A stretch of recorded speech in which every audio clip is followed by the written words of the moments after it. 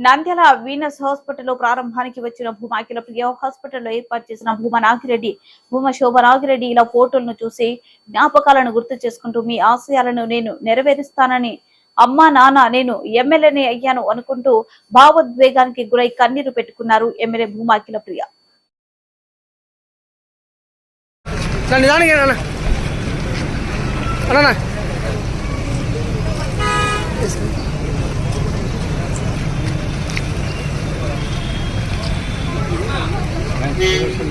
madam madam